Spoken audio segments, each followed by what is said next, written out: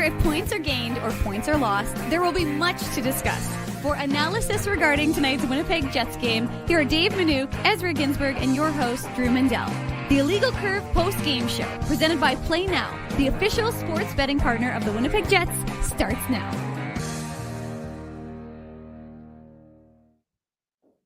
Good evening, Winnipeg. Good evening, Manitoba. And for everybody listening or watching live, more like watching live across the interweb, this is the Illegal Curve post-game show. I am not Drew Mandel. Thankfully, I am Ezra Ginsburg. Dave Manouk is not here either, but we've got Connor Harabchuk pinch hitting for both Drew and Dave. The Winnipeg Jets lose 3-1 to the Calgary Flames, ending a very long 8-game homestand. The Jets finishing with a record of 4-2-2. So obviously the crowd at Canada Life Centre wasn't able to see a win in the Jets' last game of the 8-game homestand. But we are talking to Connor Harabchuk live from Canada Life Centre. Connor, thanks for pinch hitting for Dave and Drew. And before we kind of get in the nitty-gritty details, what were your kind of overall thoughts of this game? Because I think we're going to be talking about one certain player quite a bit tonight. Yeah, no kidding. I thought the Winnipeg Jets were all over the Flames in this game from start to finish. Maybe their worst stretch of the game was the first 10 minutes of the second period, where maybe they let Calgary kind of get some scoring chances. But from start to finish, the Jets were the better team in this game. And look, I know Eric Comrie hasn't gotten the run support, but it wasn't for a lack of trying tonight. The Winnipeg Jets had a ton of shots. I think the final count was 39. They had 85 shot attempts, which was a season high for a single game for them. Like 85 shot attempts. Their second highest game was 73 for shot attempts. And then usually they settle in that kind of 50 range on a game-by-game basis, but 85 shot attempts. And yeah, Dustin Wolf stopping 38 of 39. The Jets, I think, had almost 40 scoring chances. 16 of them high danger. So, I mean, the Jets did all they could tonight. I know Eric Comrie, it's going to go down as only one goal for him once again. But yeah, the Jets, it wasn't for a lack of trying tonight.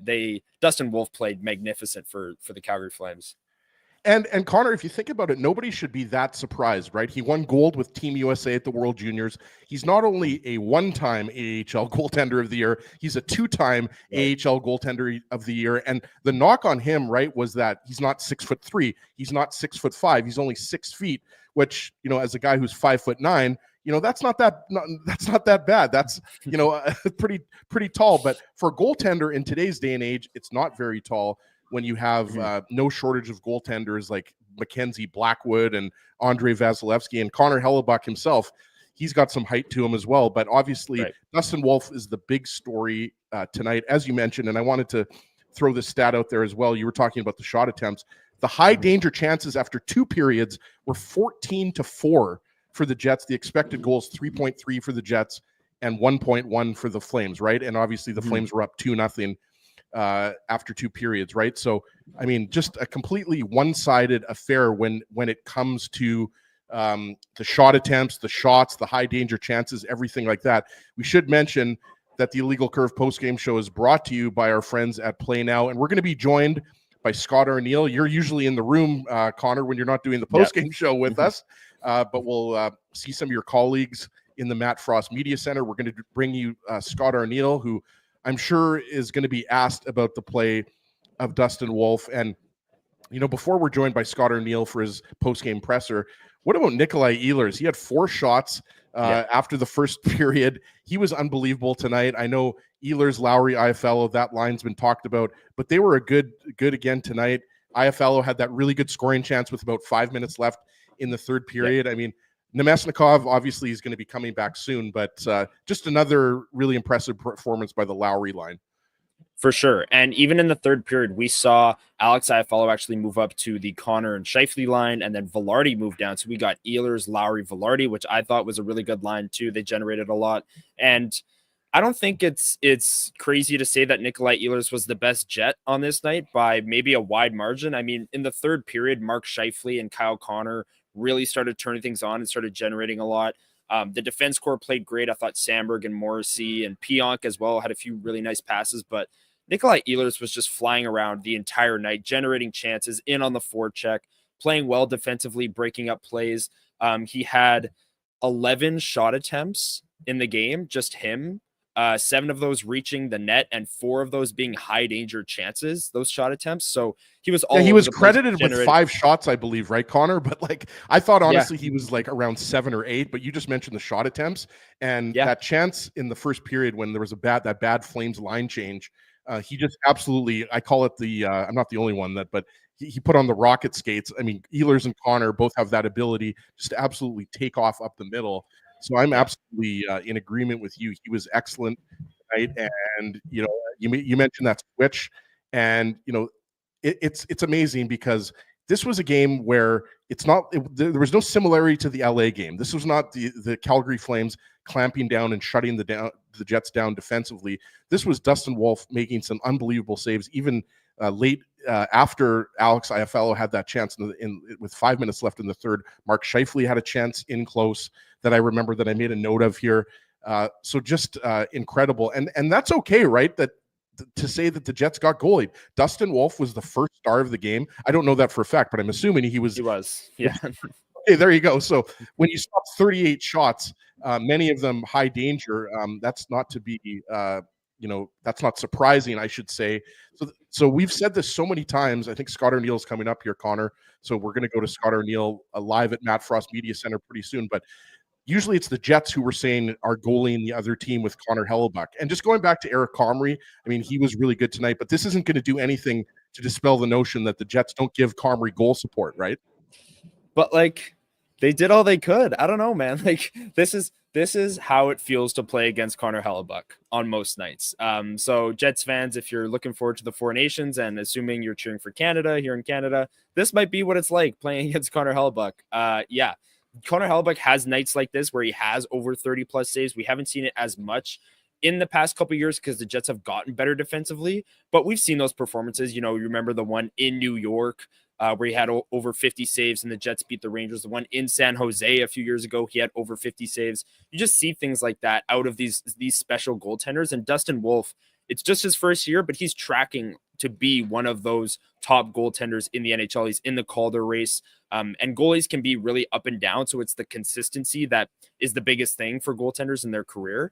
But Dustin Wolf is starting off his career on a really, really high note. And this was maybe one of the best performances of his career. And you were saying before we got on the show, Scott Arniel's up here. So Connor, we're going to head to Scott Arniel right now. Let's do it. Can sum it up and say you got goalied a little bit by what the other guy did? He was good. He made some stops. Obviously, I thought we could have got inside a little bit more on him, but at the end of the day, he played big. He made, we had almost tripled him in chances, and we had a lot of quality ones too, and he made the stops. So in that sense, obviously disappointed with the final result, but was that as close to kind of a template of Jets hockey that not a lot to pick apart? We seem to score in a lot of those situations, and especially with that much volume, and kind of our forecheck really led to a lot of that stuff, and we just zone time again. Everything about it, go looking back at the analytics of that one, and it's another one of those ones. Shoulda, coulda, we didn't though. We have to find a way, in those type of games, maybe get some greasy goals, get some kind of like what we got on Lau's goal on the deflection. So, no, I liked a lot of what we did. We did a lot of really good things. We didn't spend much time on the rink, gave up 5 chances. So, move forward on it, and hopefully, when we have those situations that much volume, that we find a way to score more than one goal. You made the little change to the 2 lines to start the third, I believe it was. So we're just trying to get a little bit more. Yeah, just kind of sparks things a little bit, and worked in the sense of Laos and those guys. It was just kind of, I was trying to get guys to get inside a little bit more, and just a change. Sometimes you just do a little wrinkle, and hopefully that you get something from it. And, not that it was the big difference, but everything worked that way. There's also a lot you can hang your head up on after a game like that, the effort, but is there quite a bit of extra disappointment in that room, given that you couldn't, get a win for Eric? Yeah, that's a broken record. I have no idea why we can't score when he's in the net. We're highest scoring team in the league, and it just seems like we can't get him any run support. And he gives us a chance every night, and I don't know what it is. We just don't seem to score. I think we've only scored 10 or 11 goals, I think, when he's our last 8 games with him. So certainly needs to be better. That was one tonight where it wasn't a back-to-back. It wasn't a tough game for us in the sense of travel or anything like that. That was one there that you'd like to see us capitalize on all those chances that we had. And just with that is the worry that someone like Eric is taking that too hard on himself and whatnot. Yeah, he is taking it hard on himself, and he shouldn't, because he's giving us a chance every time he goes in there. So guys are great with him. They really are. They really are. And they know that they got to give him some run support, and hopefully we have one of these ones that breaks out big time where we can get him that win by us supporting him with some goals. And just the last on that, but is the disappointment extra kind of difficult because of how beloved Eric is, and just his work ethic is praised his organization? Is that what you think is sticking? He's extremely popular in a room. He's one of the last guys off the ice. He'll take shots with the guys until the very end, and he's loud. He's fun. He's real good. Him and Helly have a fantastic relationship. So honestly, the guys are just they're more upset that again we didn't get him a win. One last one for me. Nikolai Ehlers had an exceptional first period. It seems like he was creating something every time he's on the ice. What would you make of that in his overall game? Well, I think he's been doing that. I think that he's been doing it probably the last, probably 4 or 5 games now. He's on that kind of. He got slow coming out of the gate after his injury, but now the biggest thing for me, he puts his speed on display, and it's a threat. Those defensemen don't like to see him when he's winding up like that, and he pushes people back. And he himself probably had, I think he had 7 or 8 shots, but he probably had 4 or 5 quality chances himself. There were portions of the game where you guys were picking off a lot of their breakout passes and sort of getting on the counter. Was that a read that you guys had made, or good forechecking? A little bit of both. That's part of this game. You pre-scout each other, and you hopefully that you can jump on their some of their weaknesses, and you try to build on some of yours. I think when we're at our best, our forecheck is one of the strengths of our game. We talk about our defense and doing a good job that way, but when our forecheck goes, we put a lot of heat on D, and we put a lot of heat on teams to have to make more than one play, and that's probably where those passes get picked off. If they have to do it under duress, they have to do it quicker than they want. That's usually when we get our second, third guys over top of people. It seemed as though they then collapsed pretty well to the front of the net. So what's the balance for you guys where you're on the front foot, you've stolen the puck, you want to get that puck to the net? Yeah, there's 2 things that you can't just throw them blind into that net front. They weren't going to give us any slot plays. I think our D had a lot of chances tonight to kind of continue some of those cycles. Some we had a lot of shots blocked. Some we missed the net and they were already out and around the other way. I just think that when teams pack it in like that, you're going to have to bomb away. You're going to have to find a way, and then also you have to get people inside, and it's going to be greasy goals that you end up getting off of those. Yep. Yeah, no, actually, I like the way we played here. I really do. I thought that, the Detroit game was the one that kind of bothers me, the Anaheim game a little bit, but at the end of the day, all the other ones, there was, again, like tonight, there's games there that our effort was great. I thought we played well, in all the different areas of whether it was our PK or our power play, in defending, the forecheck. A lot of things were rolling for us, and now we got a few here, big Central Division, 3 in a row here, so we got to make sure that we get out on the road and continue that. You'll see it quite often. Teams will, take a moral victory out of a game like that. I'm not saying that you're not taking something out of that, but Kyle Connor came out afterwards and seemed very demanding of himself and the team, and we should have found a way to win that game.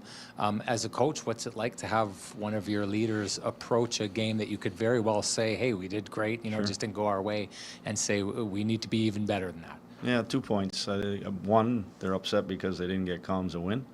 And 2, when you get that many chances, and when you get 15, 16, 5-on-5 chances, we usually get more than just 1 goal. And that's where they get frustrated. They feel that, there's frustration there that they didn't, he's a goal scorer. He knows that he's one of the guys tonight that, needs to get one of those ones to win the net. And that's just what drives those guys. And, you love to see that. Nobody's happy about this. We outplayed them, but it's all about the 2 points. It really is. Okay. Thank you. See you guys. Yeah. All right, there you have it, Connor. Scott Arniel, not the longest post-game press conference. Obviously, big thanks to Colby Spence, who provided the visuals for that. And we want to mention that Scott Arniel's post-game press conference brought to you by the title sponsor of the show, Play Now. Don't bet on illegal sites, bet with Play Now instead. Manitoba's local, legal, and secure gambling site, 18+. Please enjoy responsibly. And Scott Arniel mentioned it right there, Connor, right? He was happy with the way his team played, and how could you not be, right? Like we touched on the advanced stats, the expected goals, the shot attempts. Just looking at the stat line, Mark Scheifele ended up with 7 shots on goal, and I think he had 11 shot attempts. If I was reading Natural Stat Trick properly, right? So I mean, even though there was the switch, I think you're pretty happy with the way your top 6, top 9 played tonight. Yeah, and it's good to hear that both Kyle Connor and Scott Arniel still acknowledge that they could have played better, because if you lose a game, I mean, there's always room to improve even after a win. But when you lose a game like this, like Sean Reynolds said in his question, it would be easy to just say, well, we tried our best, we did what we could, and we just got goalied, and that is what it is. But Scott Arniel, the first answer he had was how they could have got to the middle of the ice better. They could have gotten Dustin Wolf's eyes better. And that was one thing, if you did want to nitpick how the Jets played tonight, a lot of their high danger scoring chances did come when Dustin Wolf had a clear view of it and he was able to stop it. There weren't many screens in front. They weren't getting in his eyes very much. The one goal that they did have was a high deflection. I know we'll talk about that, but they didn't have nearly enough of those either. So yes, they generated a ton of chances, but maybe you can nitpick it a little bit further. And the Jets, Scott Arniel and Cal Connor, are clearly doing that and not happy with the loss. Yeah, I know. I think it's a good point that you make, right? And because the goal is obviously a tip by Adam Lowry. Kind of funny. We'll get into it in the post-game recap, but he was hit in the back before that by the Logan Stanley point shot, right? But yeah, I mean, there were definitely no shortage of odd man rushes, right? The Dominic Toninato partial breakaway. I think that was Colin Miller, if I'm not mistaken, who sprung him on the pass. That was in the second period. I made a note here in the first period, David Gustafsson had a good kind of wraparound chance after a good shift from the fourth line, and that was right before the Flames scored their first goal. But I think you're right. I mean, this was a game in which there could have been maybe a little bit more traffic, kind of more of that kind of, smash and crash hockey from guys like Nino Niederreiter, right? But obviously, the story of this game is Dustin Wolf. The story of the game is that the Jets, despite a barrage of shots, 39 in fact, they couldn't get it done. And I think an impressive showing from the Flames. And, it was mentioned on the broadcast several times tonight. And all you have to do is look at NHL.com and look at the standings, right, Connor? If the playoffs started tonight, whatever, the Jets and Flames will play in the first round. And before we get into the Play Now game recap, if that was a first round series, the Jets versus the Flames, I like the Jets' chances, and I don't think that's a very long series. No, and hey, I mean, goaltending is going to be what it is. Unless Dustin Wolf steals 2 games. Right? Right. Unless Dustin Wolf steals games, unless Connor Hellebuck doesn't steal games, it's so much of that series would come down to goaltending. But the way the Jets played tonight at 5-on-5 in their structure, I agree. If those two teams met in the first round, I'm not sure if they play again the rest of the season. I know the Jets have already played in Calgary, so I guess they should have one more matchup. But this game would give you confidence going into that first round that the Jets can hang with the Flames at 5-on-5. You've seen their special teams, especially their power play, best in the league. Penalty kill has been better as of late as well. So this is a game that the Jets can take, not maybe as a template win. I know we talk about those a lot and those like big time wins in the season. And this obviously wasn't even a win, so they can't take that home, but they could take a lot of good from this game and how they played.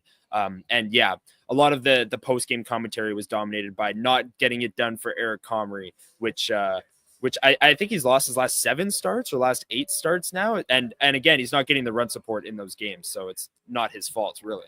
Yeah, and just to throw out those numbers again, and Scott Arniel referenced it, he was off by 1, but the Jets have scored 12 goals in Comrie's last 8 starts. And that's just ridiculous, right? This is a team who, I don't know the exact number, I'd have to go to NHL.com, but this Jets team averages 3.5 goals a game, right? So like the fact that they're averaging well less than 2 goals a game, just over 1 goal a game, in fact, is pretty ridiculous. All right, Connor, let's get into the nitty-gritty details of the game. This is the Play Now game recap. The Play Now game recap. This is the Play Now game recap, obviously brought to you by our friends at Play Now. We talked about it. A very dominant performance by the Jets. 7-1 were the high danger chances in favor of the Jets. Those numbers do not lie. That's not just in favor of the Jets. That's absolutely dominating the Calgary Flames. We talked about the great chance that Nikolai Ehlers had rush up the middle after a terrible Calgary Flame line change. I mentioned the chance David Gustafsson made a note here, had a really good scoring chance. But it's the Calgary Flames who get the first goal of the game. This Matthew Coronado, I know the Flames aren't exactly, lighting up the NHL, but this Matthew Coronado, first round pick, he's up to 11 goals on the season. It's a really nice effort by Blake Coleman. Kyle Connor, Dylan Sandberg has the puck behind the net, and it goes up the wall. Kyle Connor turns the puck over a little bit. It's Blake Coleman that digs out the puck and wins that battle with Kyle Connor, gets it to Matthew Coronado. And we're not going to give it the Seagram shot of the game, Connor, but this is a beautiful shot by Matthew Coronado on the Flames' first goal. This was, and I believe it actually does deflect off of Neil Pionk as well. After I watched the replay on this one, and Comrie kind of settles in as the puck is coming towards him, and then it deflects past the blocker side. But yeah, a really nice shot. And Sandberg and Connor both had a chance to maybe get that puck into a safer area, get it out of the zone. Obviously, they don't. Coronado makes the play. But it's a play like this where I don't know if people are blaming Eric Comrie for this game. I don't know if they can. But it's a shot like this where Coronado, like you said, 11 goals this year, first-round pick, fires a shot. It deflects off of Neil Pionk on the way to the net, doesn't lose its speed, and deflects past Eric Comrie. It's like, I don't even know if Connor Hellebuyck makes that save. Like, that's a ridiculous shot that deflects on the way right in front of Comrie in the crease. So if the Jets didn't give Comrie enough run support tonight, but if people are flipping that and saying, anything on the backup goaltender on this one, or even the second goal, which we'll get into, I just don't see it. This is an unstoppable shot, in my opinion. It deflects right in front of him. I'll be honest with you, Connor. I didn't realize that it deflected off of Pionk. I thought it was just a nice shot by Coronado, but you're right. Just watch the replay. And we just had the comment up there, like Comrie doesn't really have a chance on that one. We already know that it's tough for a goaltender. Even if you're on top of your game, it's tough, a shot like that from the slot, right? So just good work by Blake Coleman. What a game for Blake Coleman, by the way, former Stanley Cup champion with the Tampa Bay Lightning. And, just quickly before, we talk more about this game, like I like elements, I like pieces of this Calgary Flames team. Obviously, they're without Saskatchewan product Connor Zary right now, who took that knee-on-knee. Who was that? Helgeson, I believe. Was the knee on knee. So Zary's out of the lineup. He's been playing well, was fourth on the Flames on scoring. But like you look at Kadri and Huberdeau, we talked about Blake Coleman, Matt Coronado, Michael Backlund. Like they've got elements of a good team. Obviously, Mackenzie Weegar, Rasmus Anderson on the back end, among others, Kevin Ball. Like you can see why this Flames team has been competitive through the first half plus of the season, but then the kind of depth, it kind of, thins out a little bit once you get to the first third and fourth lines, right? Rory Cairns also, what a story. I believe he was a sixth round pick, a former 100-point guy in the Ontario Hockey League. He's really, I think, only in the lineup because of the Connor Zary injury, right? He's only played 4 games, but he's got 4 assists in his first 4 NHL games. He's playing really good point per game for the Calgary Wranglers, right? So I'm just saying this Flames team, look, I'm one of those people, I'll admit, loves to see as many Canadian teams as possible in the playoffs. And we're a long way away from the playoffs. Obviously, we can put the Jets in the playoffs in pen, but right now we're going to put the Flames in the playoffs in pencil because there's a lot of teams chasing them and it's still way too early. It's not like they've developed a cushion, a points lead like the Jets have, but just wanted to get that in there that there's, even though the Jets badly outplayed, sorry, Connor, I was just going to say, even though the Jets badly outplayed them, this Flames team is not an easy out. I mean, I think last year the Flames were a pretty easy team to beat. But obviously going from Jacob Markstrom to Dustin Wolf, I mean, not only has it not been a bad thing, Wolf's actually been better than Markstrom was last year. Exactly. And just to kind of further your point on the elements and the pieces of this Flames team, you can also see why maybe there are reports coming out of Calgary that they don't want to give up on this team. Everyone talks about Mackenzie Weegar and Rasmus Anderson potentially being the guys that the Jets could target to be that top pairing right shot defenseman for the long term, the big swing, the big addition that would really transform that blue line.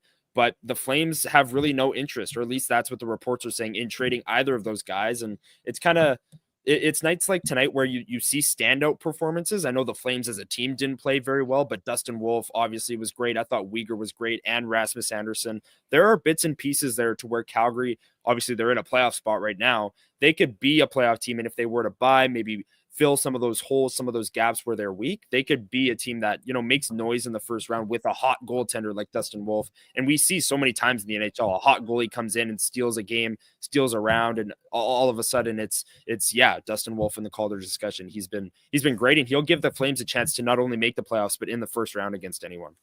I think I've mentioned this before, Connor, and again, we'll get more back into the game, but just sticking with Dustin Wolf here, I remember talking on the Saturday show with Dave about this. Mm-hmm. There's similarities between Dustin Wolf and Thomas Milic with the Moose / Jets, right? And the size, right? Like that like, I don't care what anybody says. The Jets got to have a steal with Thomas Milic, and you forget he's 21 years old at this point, 22 years old. Like, he's still very young. He's only getting better.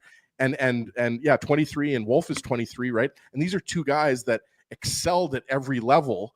We talked about Wolf in the AHL, 2-time goaltender of the year. He's a WHL goalie. Of course, so is Milic.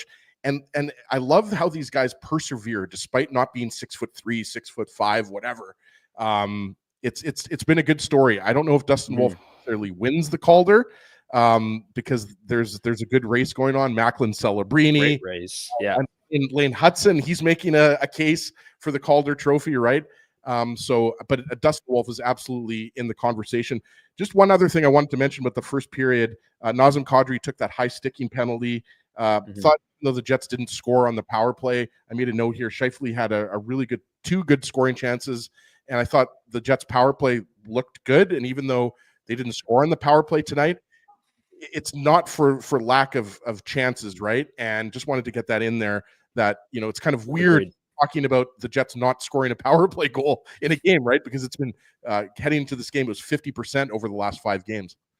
Yeah, I 100% agree with you there. I think the power play, while they didn't score tonight, they generated a lot of chances, and a lot of those 85 shot attempts that I mentioned and the scoring chances that they generated and high danger chances, a lot of those did come on the power play. There was one in the third period, and I'll save the breakdown for then when we get there in the game recap here. But they were all over the Flames. Dustin Wolf made a couple of big saves. The first unit was out there for the whole 2 minutes in the Flames zone. The Jets power play was solid tonight. Yes, they didn't score, but they couldn't score at all at 5-on-5 or the power play, no matter how hard they tried tonight. So I liked the power play. There's nothing to panic about there. Just because they didn't score tonight, they generated plenty with the man advantage. Once again, the Jets have scored 12 goals in Comrie's last 8 starts. Just an absolutely ridiculous stat. And some games you could say that the Jets didn't have a lot of good scoring chances and they didn't generate enough and everything like that. Not tonight. The Winnipeg Jets badly outshot the Calgary Flames. Dustin Wolf made 38 saves. Let's head to the second period, Connor. Jets are down 1-0 despite 7-1 in the high danger chances. The shots were, I think, 11-6, 12-6. There was that late penalty in the first period. Morgan Barron tripping on Nazem Kadri. So the Flames had the early second period power play. They weren't able to score. They had a couple shots on the power play. I made a note here. Comrie had a really good save on Michael Backlund. And then we saw Dominic Toninato have a really good scoring chance after there was the stretch pass by Colin Miller. Again, another bad line change. I don't know what was going on. Like, I don't know if this was because it was the last game of a long road trip, or a relatively long road trip. I think it was 4 games for the Flames. So not the longest road trip, but nonetheless, the end of a long road trip. Pardon me, end of the road trip. But yeah, I mean, Dominic Toninato had a chance. So again, I mean, you saw scoring chances, not just from the Scheifele line, not just from the Lowry line, but you saw the fourth line. We talked about David Gustafsson had the jam play in the first, right? So, going through this game, right? Like we'll get into the Matt Coronado power play goal, but it wasn't for lack of chances or lack of high danger opportunities for the Jets. No, and I do think that if there is one section of this game where it was the most even, it was the first 10 minutes of the second. The Jets did come out maybe a little bit flat. This is when the Flames got the goal and got on that power play. I think it was Kuzmenko with the goal. But yeah, it was another strong. Sorry, I meant to say Kuzmenko. I think I said Coronado got the first one. Sorry about that. Oh yeah. No, you're good. But yeah, the second period was another fine period. Dominic Toninato, like you said, got the chance. And the Jets in the last 5 minutes really pushed in this period. But yeah, Eric Comrie made some good saves. This was maybe the least newsy period for me, was the second, because the Jets dominated the first and the third, especially the third. I thought they were all over the Flames. But yeah, the second period, first 5 minutes, maybe in Calgary's favor, but from there it was all Jets. But they once again couldn't solve Dustin Wolf. Yeah, and let's get into that second goal, not by Matt Coronado. He scored the first goal, Connor. It's been a bit of a long day. We had the Saturday morning show, and obviously right. Everybody, we thank you for joining us on the Illegal Curve postgame show presented by Play Now. Connor Hrabchak is pinch hitting for Drew Mandel, who was at the game. We should mention he was on the Jumbotron. Oh, was he? Okay. Yes. Awesome. I saw Colby took a picture and we saw it. Go ahead. Late in the third period, they're doing like some fan cam where everyone's just going nuts. And yeah, it's Drew Mandel in the IC hoodie. And I was like, wait, that's an Illegal Curve logo. I was like, wait, that's Drew. Yeah, it was great. It was great. He was on the Jumbotron. Oh, you're on mute. Drew's at the game. Sorry, nobody's going to hear me if I'm on mute, Connor. But yeah, Drew's at the game with his son. I saw they were wearing the cowboy hats, and hat tip, pun intended, to the Jets organization. Love what they did for country night. You were in the building, so you would know better what the atmosphere was like. But just cool to see everybody wearing the cowboy. What was it? The first 2,000 fans got the cowboy hats? 7,500 for 7,500. So half the building. It was a sellout crowd, so half the building basically got all of these hats. And yeah, I had a tweet before the game, which obviously didn't age well, but I was like, if there's a Jets hat trick tonight, you're going to see a lot of these cowboy hats come right back onto the ice. But the Jets obviously only scored one goal. But yeah, the country night was great. They just played country music all night. They did a lot of country themed, games on the screen and stuff like that. Everyone was loving it. And it was a sellout crowd, and the Jets didn't give much to cheer for, but the crowd was into it for sure. I'll be honest, I saw that tweet that you put out there, Connor, and I was like, please let there be a hat trick just to see those cowboy hats on the ice. I think everybody in Winnipeg is like hat trick happy with the Kyle Connor first period natural hat trick, right? Like, so it's almost like Jets fans are expecting a hat trick every game, but not when Eric Comrie is in that. I'm not going to mention that stat because I just mentioned it, but maybe we'll mention it again later. But let's talk about that second goal by Andrei Kuzmenko, because obviously it's on the power play. Mark Scheifele is off for high sticking. It was on Braden Pahal. And this is just really impressive work. We talked about Rory Cairns earlier, former 100-point plus guy in the OHL. He's only played 4 games. I mentioned this earlier. He's got 4 assists in 4 games, but man, he's got speed.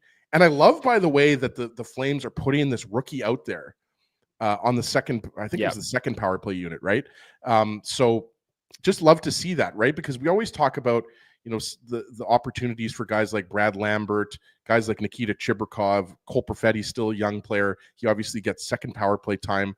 But Rory Cairns here, to me, the zone entry is the huge part of this. Obviously, Blake Coleman makes a nice pass, but it's a really nice shot by Andrei Kuzmenko, who, by the way, Connor, I'm pretty sure the Vancouver Canucks are really regretting moving this guy because he's got some skills.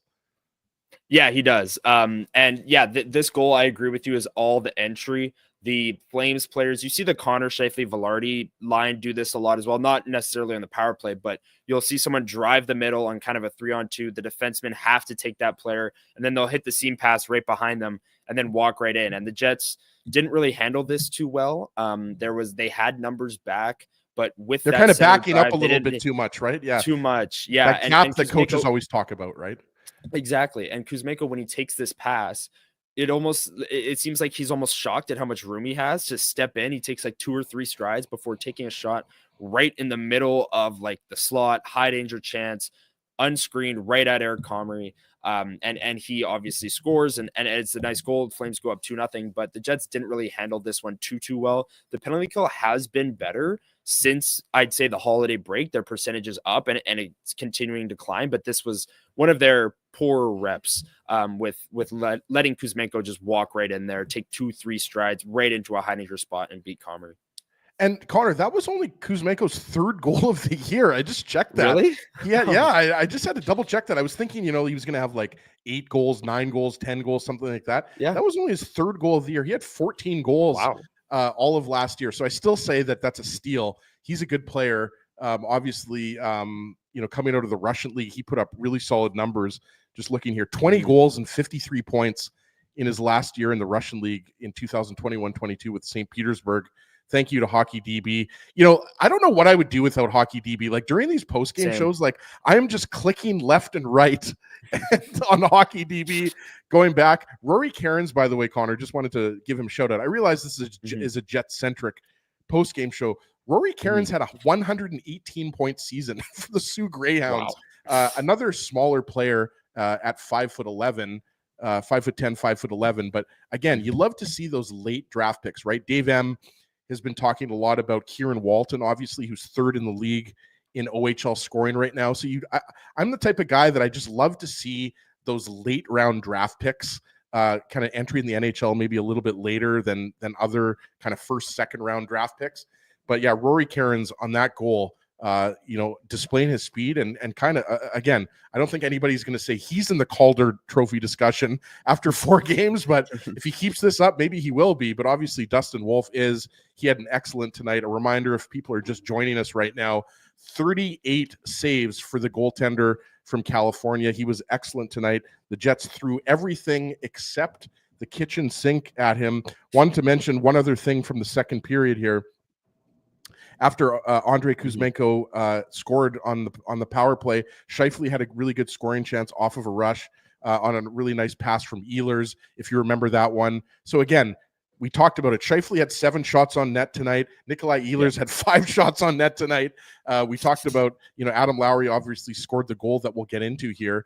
But I mean, again, we'll talk about the third period, but after 2 periods, the expected goals were 3.3 for the Jets and 1.1 for the Flames. Those numbers don't lie. I mean, 12 to 3, 12 to 2, 14-4 in high danger chances. I'm going to get it right eventually. I have three pages of notes. 3 pages of notes here, Connor.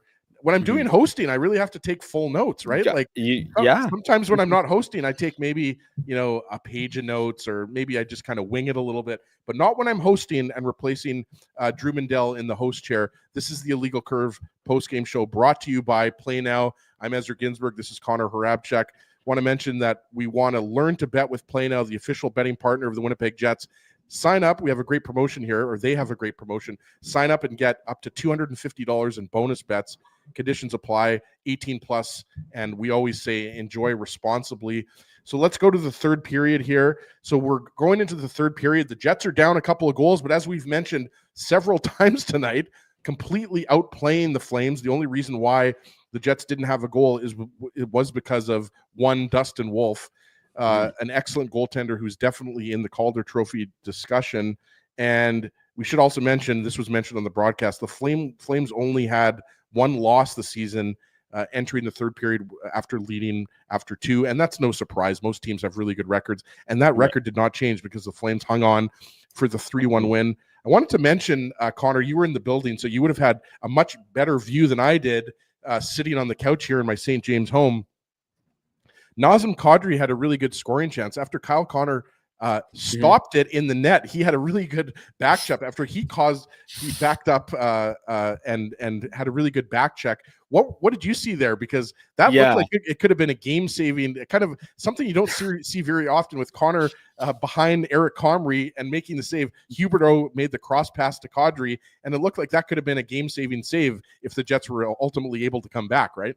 Yeah, so Kyle Connor with a really good back check to get back and break up that play, and then goes crashing into Comrie, and he's kind of just gathering himself before he realizes that someone is shooting the puck right at him. And he's in the net and he knows that, but he doesn't know that the Flames have the puck and they're about to shoot.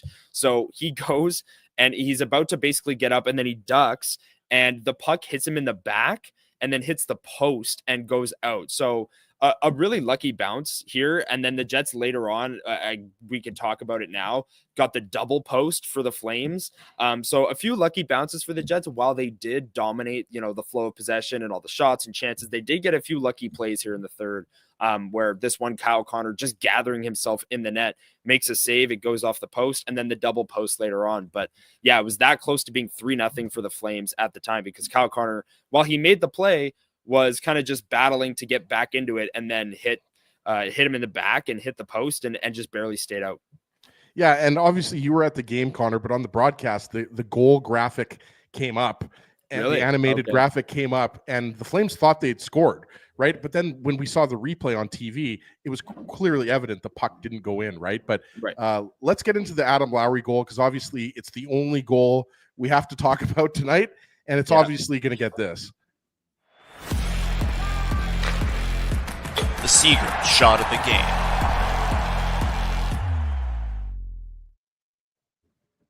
The Seagram shot of the game is obviously brought to you by Seagram's, a longtime sponsor of the Illegal Curve Hockey Show.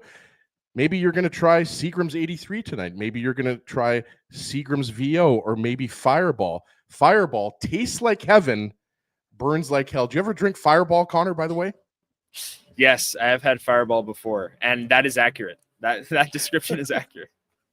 I'm not going to do a shot tonight. I think you've seen me do shots of Fireball previously on the Illegal Curve postgame show, but not while I'm hosting. I take my hosting duties very seriously, so I'm not going to do a shot of Fireball. But I have done many shots of Fireball in the past, and it's a delicious drink. So we thank Seagram's for their sponsorship of the shot of the game.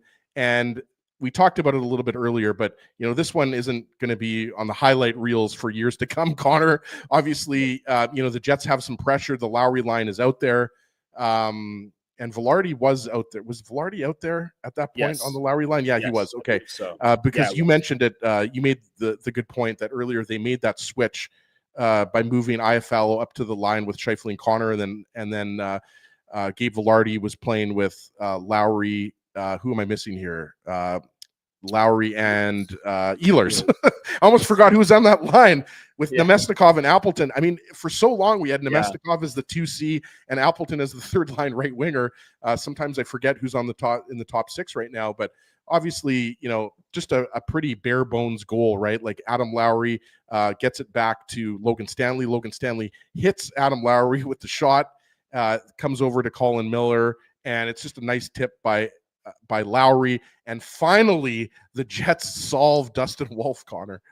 Yeah, it's about time. It felt like this was the beginning, because the Jets had been pressuring the whole time, and they finally got him. This was with 17:45-ish left in the third, so there was plenty of time to get one more goal for the Jets.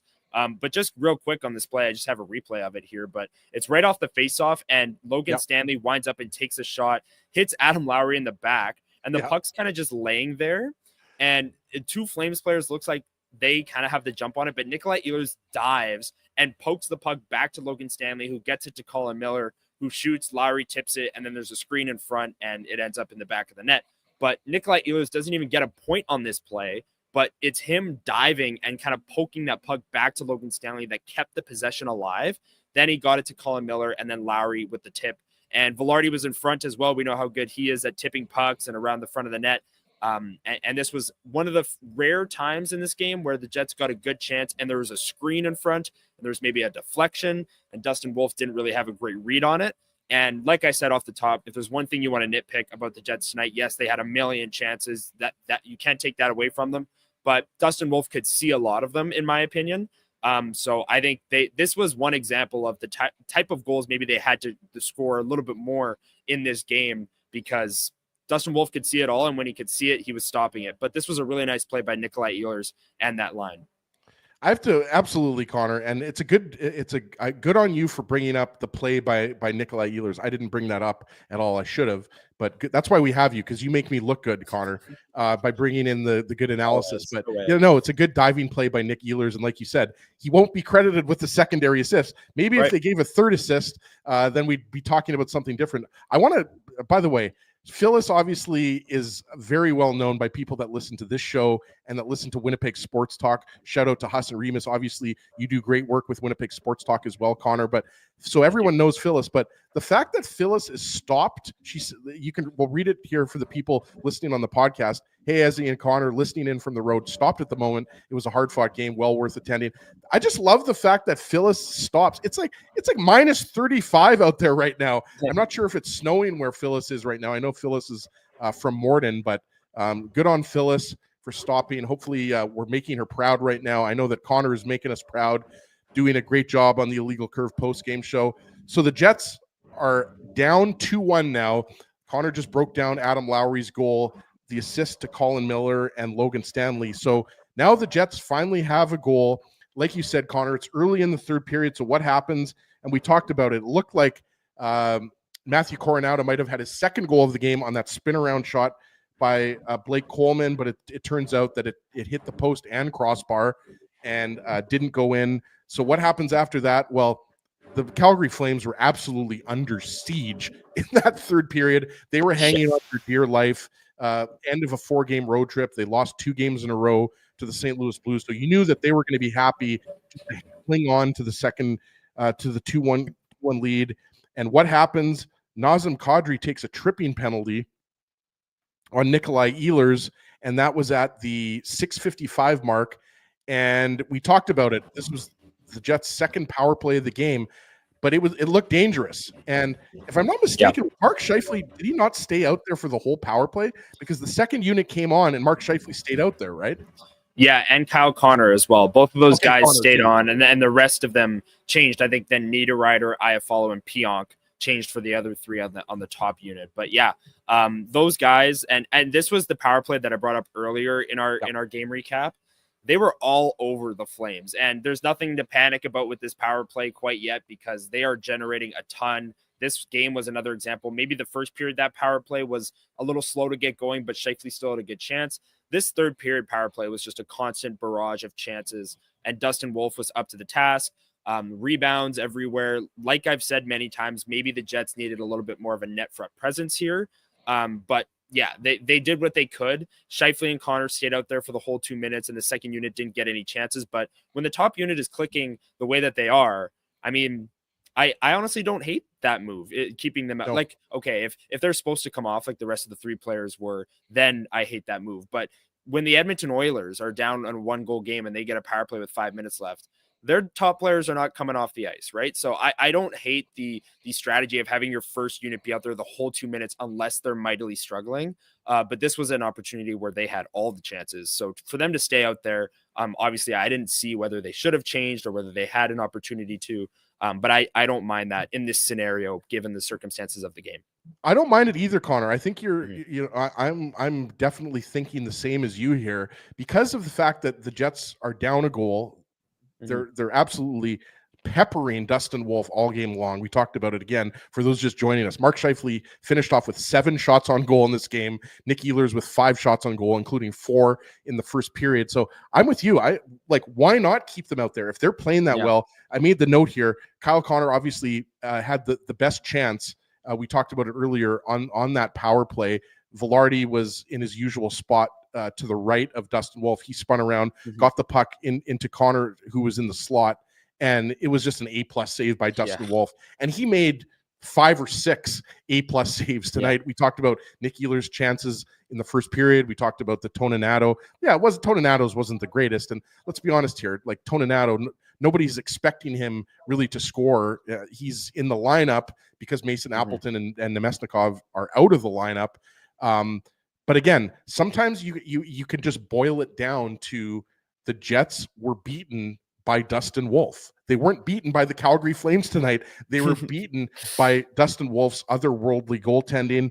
Obviously, we usually don't break down, empty net goals, but Blake Coleman, he gets the empty netter with let's dissect that one. Let's get real into it. Yeah. Yeah. I think a lot of people here on a Saturday night, 50 minutes into the show, really want us to dissect an empty netter, Connor. But I mean, again, a great night for Blake Coleman.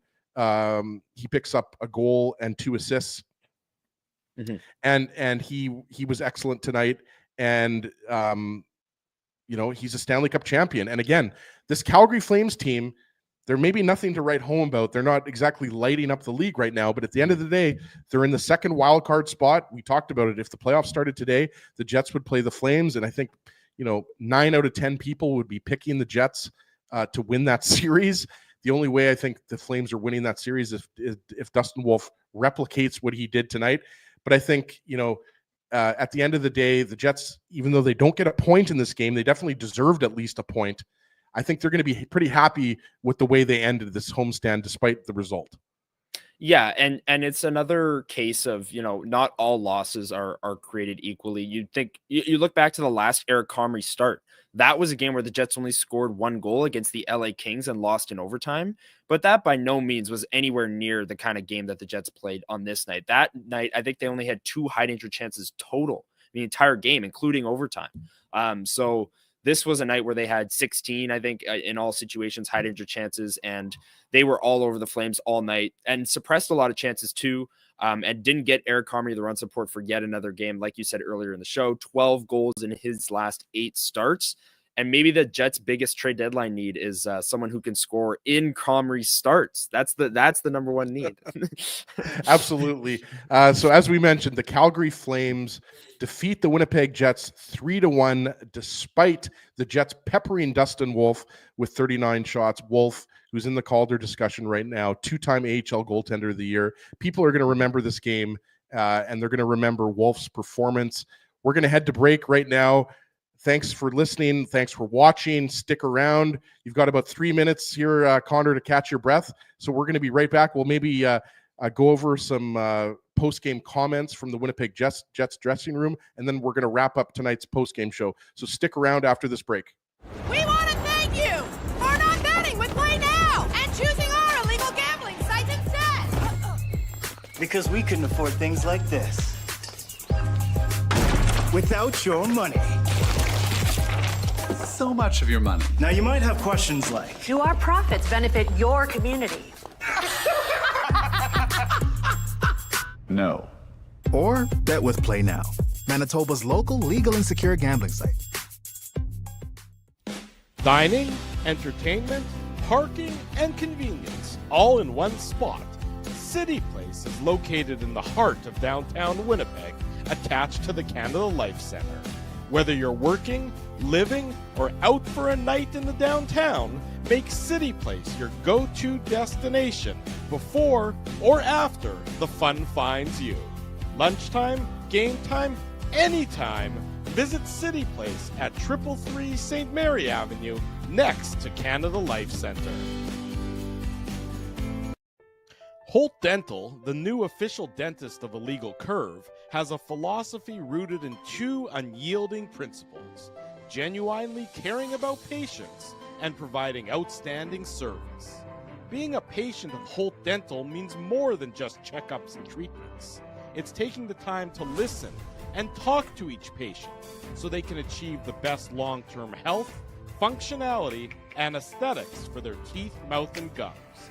Conveniently located at Grant Park Festival on Taylor Avenue, Holt Dental is dentistry of the highest quality in a comfortable and relaxed environment.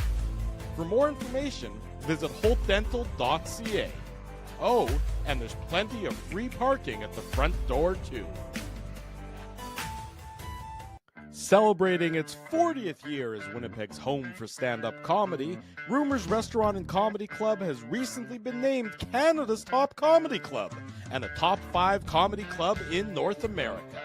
From birthday parties to date nights to fundraisers and everything in between, Rumors is your destination for the best and most affordable live entertainment Winnipeg has to offer.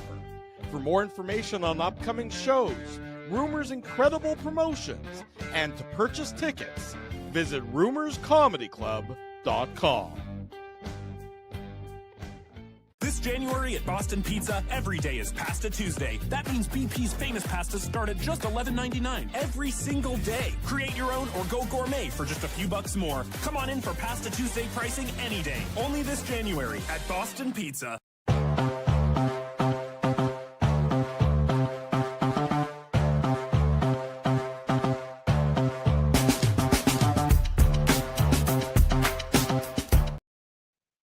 Welcome back to the Illegal Curve post-game show. It's Ezra Ginsburg in the host chair. It's Connor Harabchak filling in for Dave Minuk and They Drew turned the lights Mandel. off on me here as Yeah, I was going to say I wasn't here. going to say anything at first because I thought, maybe it was your computer and I was going to, but it did get a little dark. We can still see you pretty good here, Connor, though. Okay, good. We obviously appreciate you pinch hitting tonight. Just one more, I think, before we wrap it up here, I think it's worth repeating once more. Obviously, the shots were 39-22 for the Jets tonight. The high danger chances, I referenced them earlier after 2 periods, but in all situations, so that includes even strength and the power play, the Jets had 16 high danger chances to the Flames 4. So the Flames did not have a single high danger chance in that third period. Not surprising because they were obviously holding on for dear life, just trying to get the 2 points at the end of this road trip. But again, Connor, we've already said it multiple times, but just an incredible performance by Dustin Wolf. The Jets did everything but tie this game up and get a point in this game. Yeah, and I've said a few times that the Jets maybe could have gotten people in front of him a few more times tonight rather than just these shots from high danger spots that he could see. But even having said that, the Jets still win this game 9.5 out of 10 times if they play it 10 more times, right? Like they absolutely dominated this game. You brought up some of the numbers there. The shot attempts 85-44 in the Jets' favor. 85 is a season high. I was going to say, Connor, is that good? I think that's pretty good. No, that's really, really good. Yeah. The Jets usually are in that 50 to 60 range, anywhere in there. Their season high before this game was 73. So they had 12 more shot attempts than their season high. And hey, sometimes it's just not enough. Sometimes you run into a hot goalie and this is what happens. And having been in Winnipeg, and I'm sure all of the Jets fans in chat, having watched the Jets since Connor Hellebuyck's arrival, this is how other teams feel on nights where he looks unbeatable. But yeah, the Jets, I think, did all they really could tonight. Yes, they could have done a little bit more, as Arniel and Connor said, and we've spoken about, but they played really, really well. And I think they can take a lot more good out of this game than bad.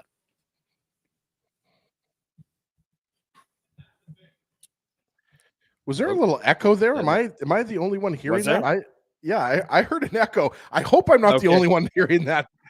Now, Now I'm hearing an echo of myself, which is really throwing me off.